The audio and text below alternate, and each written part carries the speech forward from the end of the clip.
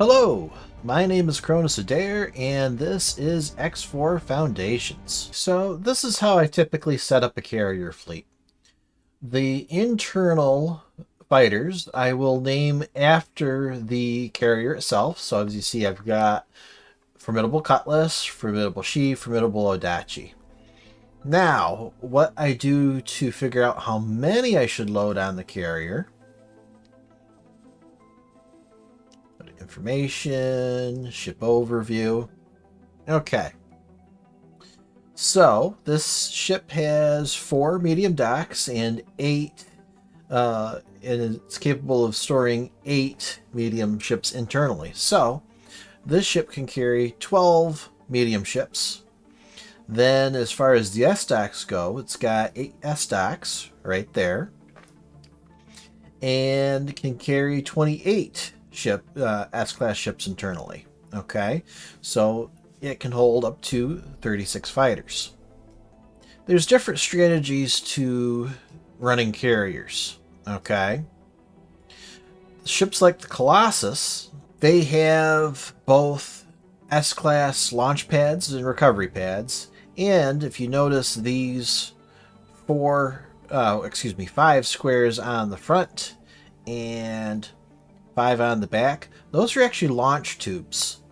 If an internally docked fighter has an attack order,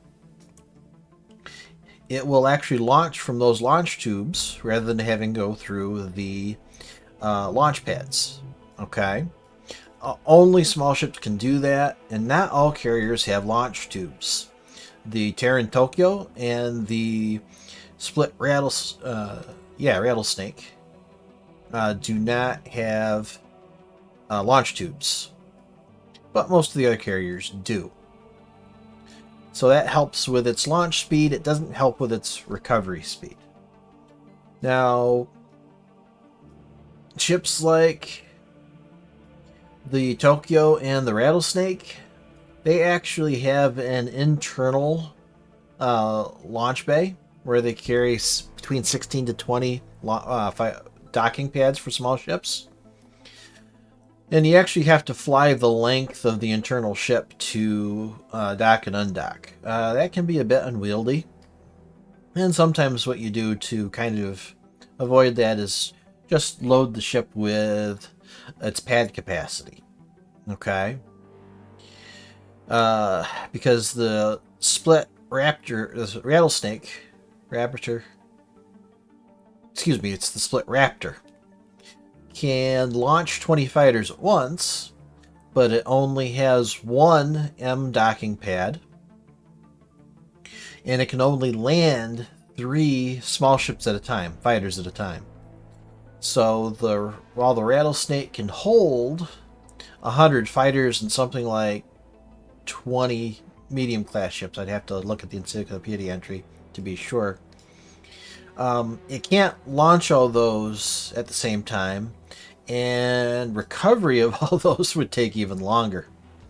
But ships like the Colossus here are fairly efficient when it comes to landing and launching its assigned fighters and mediums. Probably the best carrier in the game as far as launching and recovering internally stored ships is probably the Boron Shark. But I haven't opened up the Boron yet on my Terran Cadet playthrough, so I don't have that option yet. Hence the Colossus. It's got a decent turret layout. It's got decent capacity. It's got more capacity than the parented version. And I think it's just a better carrier than the Talati version. Now, I will make note that I do have a mod that removes all Sentinel and Vanguard versions of capitals in the game that have E versions. And technically, those make better carriers than the E versions because they can store more ships internally than the E versions can. But the E versions look a lot better. And they tend to have better shield and hull points. Pros and cons. I'd rather have a prettier game, what can I say?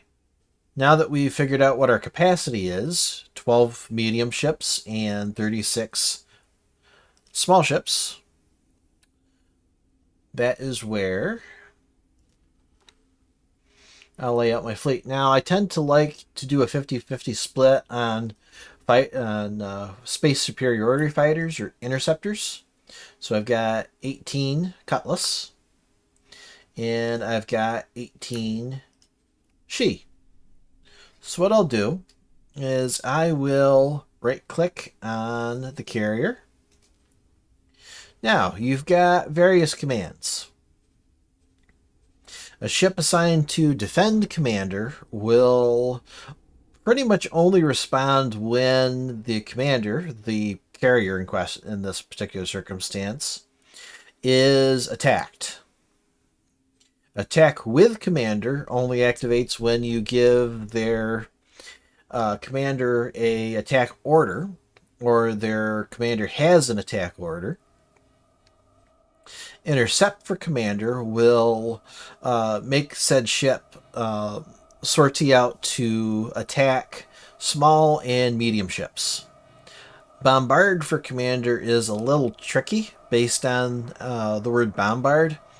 This actually has the same behavior for intercept, but it's for large and extra large ships, so your capitals. So then follow commander. The ship does nothing but tag along behind its commander. And mimic commander's behavior, I've shown that on my how to set up a mining depot. That's mainly for civilian ships. It has a couple other applications, but it basically, the ship does everything the commander's set up to do. And does nothing else really, but you can have that going for the mission was a complete success. A pretty wide area. Okay, so my She's are blast mortar fit, and they're designed to be bombers. So we're going to assign them as bombard for commander, and I'll have them alpha. The Cutlass is my space superiority fighter. So I will select that. And I will have them intercept for commander. Now the Odachi is an interesting corvette. It's actually got quite high sustained DPS for a medium ship. So it could be used for bombard, but medium ships tend to be very easy prey for capitals. So I usually set them intercept, but I can change that whenever I want. So intercept for commander. So, as we see my Asgard, the Lexington, towering above us, the She fighters should start coming in for landing.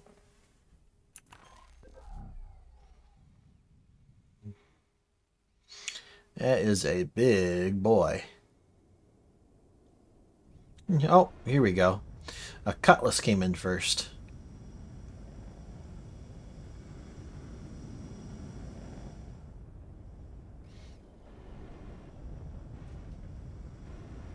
No, there's a She. Looks like the fighters are having trouble getting between the Lexington and the Formidable. So they land and go out down into internal storage. Takes a couple seconds to finish.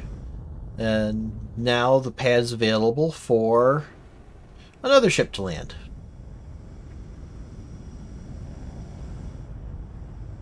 Awaiting orders.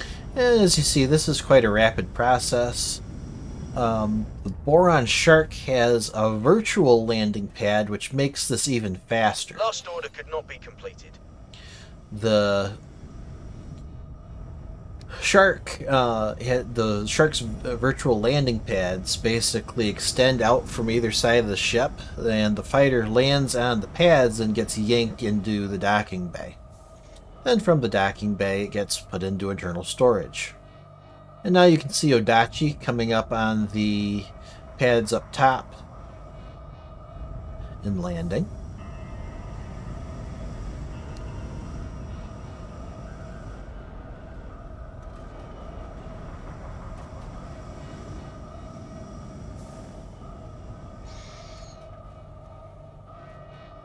Now, as far as the Split Raptor goes, the ships land in the back. Like I said, it can route in 3 small and 1 medium at a time.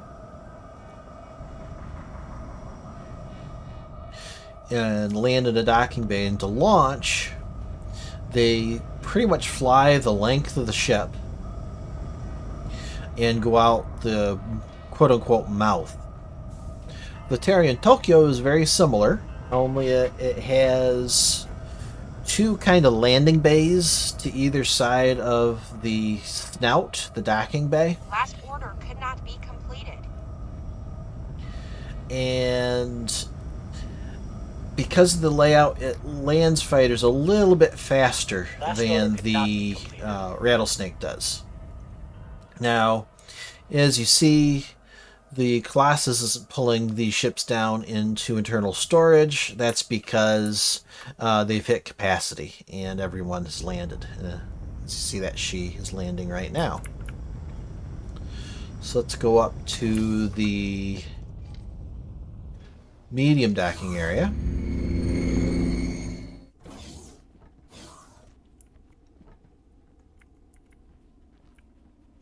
And we can see the Odachi docked on top of the ship.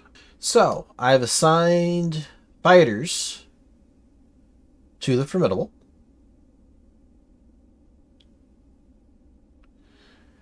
Now, if your fighters are missile armed,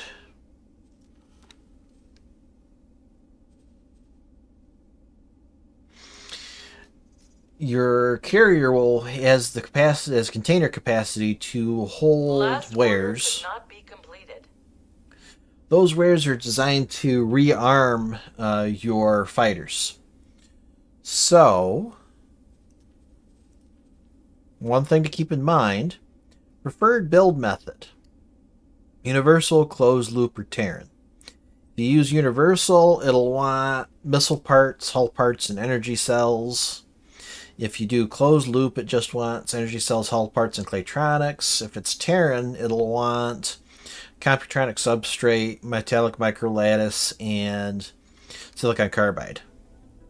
Neat thing about Closed Loop is most missiles are pure energy cells. So it can turn energy cells directly into ammunition. Hooray! Now what happens when the carrier runs out of energy cells? So that's why you have ships like my Atlas Auxiliary, the Fountainhead.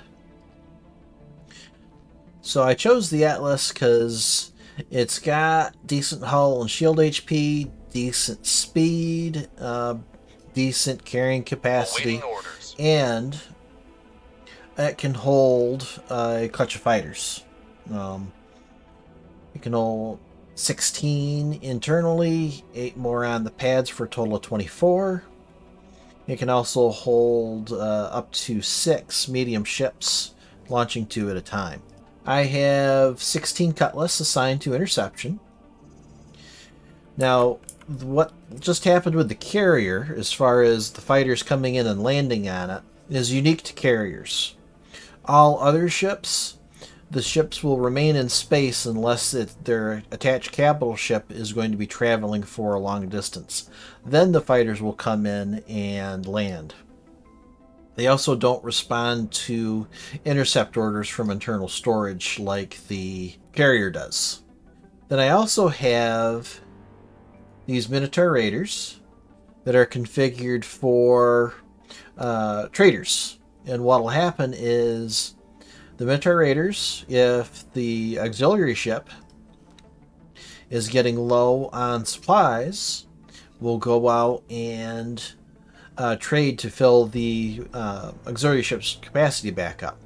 The auxiliary ship will also supply the carrier. The auxiliary ship will also resupply any capital ship in the fleet that is using missiles and running low on ammunition. Now, to get it to operate, what you do is you right-click on your carrier, Supply Commander's Fleet. Alright, now that any ship assigned to the Formidable, including the Formidable, can go to the Atlas, my fountainhead, and get resupplied. So if a destroyer gets damaged, it will go to the fountainhead and get repairs. And the nice thing about that is it's free. You don't have to go to a faction shipyard or equipment dock and pay to get your ships repaired. Now, say you have capital ships you want to assign. In this case, I have the Delilah Swansong. I've got 2 rattlesnakes, my Flame of Adair and the as yet to be named Rattlesnake, assigned to the Delilah Swansong on attack. So what will happen is any ship, any target the Delilah Swansong is attacking, these 2 will also attack. So, Delilah Swansong, Tina's Formidable, Bombard for Commander, Delta. And now, those destroyers, led by the Delilah Swansong, will attack any capital ship that gets within sensor range of the Formidable. And the Formidable has a standard 40-kilometer sensor range. So anything within 40 kilometers, any capital ship that gets within 40 kilometers will start attacking that capital ship, centered on where the Delilah Swansong is. Now, centered on where the Formidable is.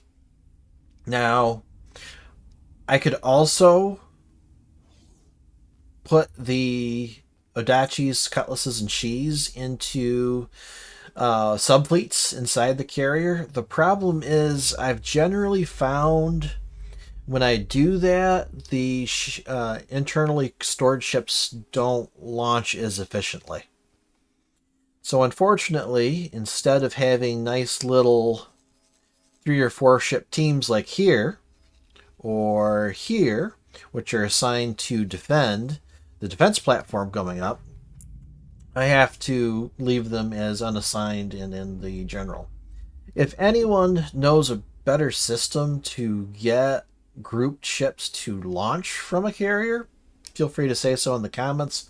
I haven't found one. Now, when I'm not personally piloting the Lexington, I'll also assign the Lexington to Bombard for Commander in Delta as well.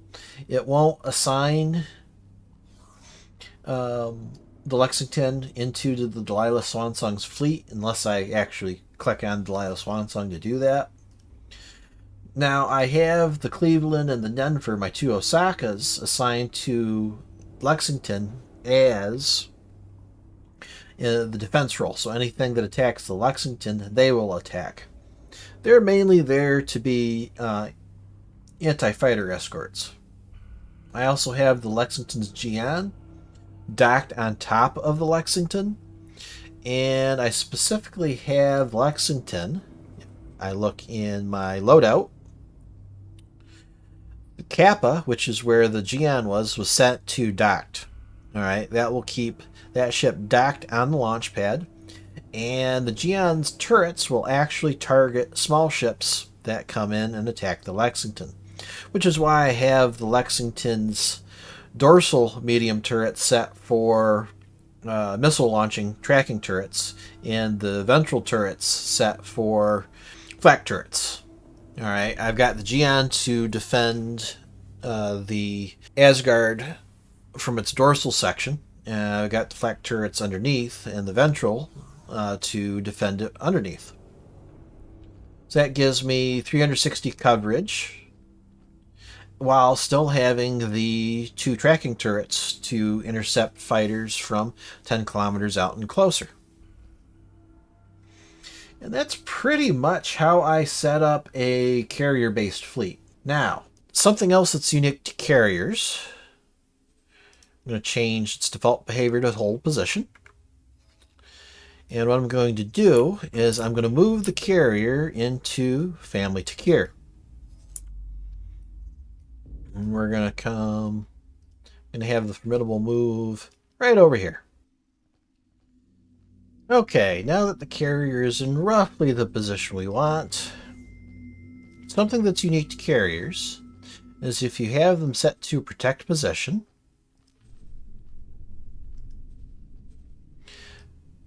generally a lot of times on protect position I'll narrow the radius. That keeps the ship in a tighter area around where I want it to protect. Actually, let's narrow that back down to 10 kilometers. Okay. So, I can have ships assigned to the carrier. So, for example, my beta group Cutlass, going to right click, then join position defense. Notice this little green semicircle popped up. And if I go to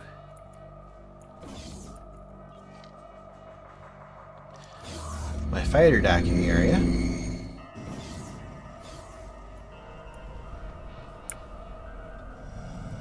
you can see my cutlasses flying off, being retrieved from internal storage.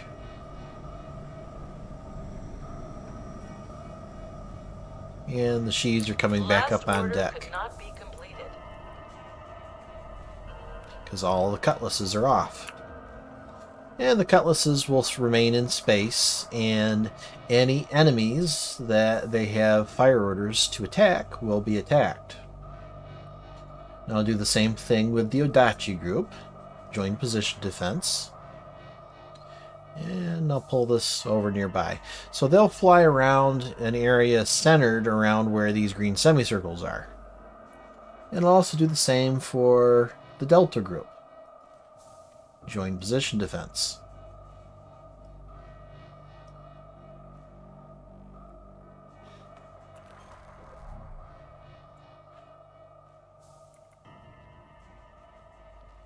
If we go back to where the Odachi are,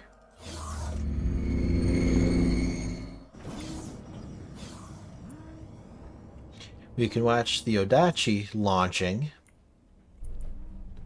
from their launch pads.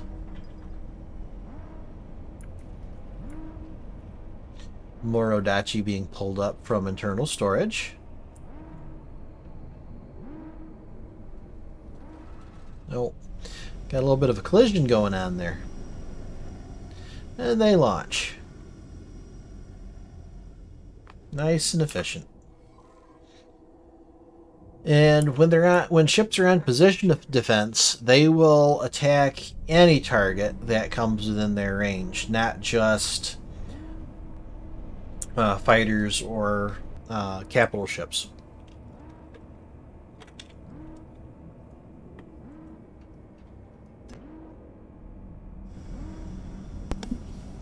And in the combat in Matrix 451 that I just fought, which I'll probably call the Battle of Matrix 451,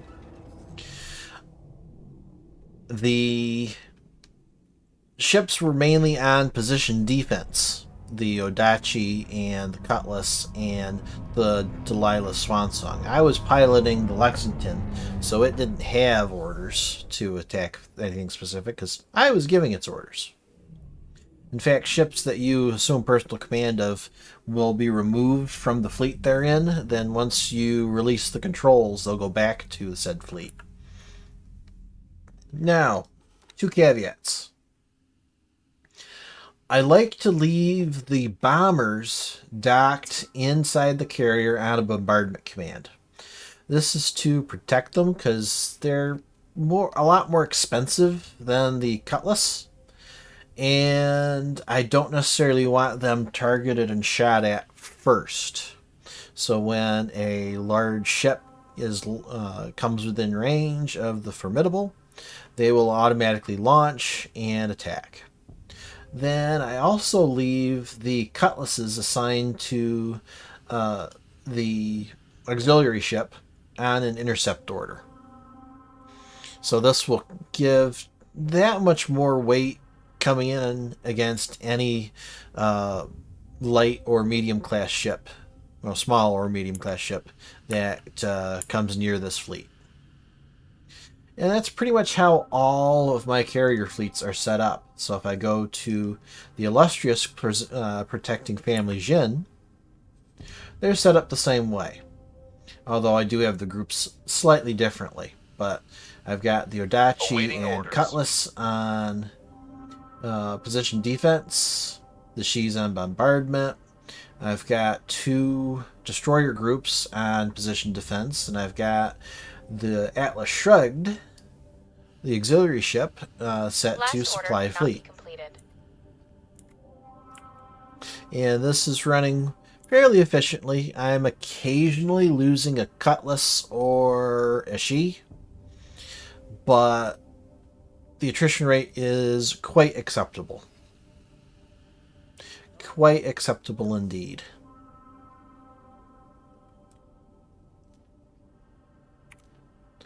So that is how I set up my fleets, especially my carrier-led fleets. If anyone has any questions, feel free to leave them in the comments below. Otherwise, thank you and goodbye.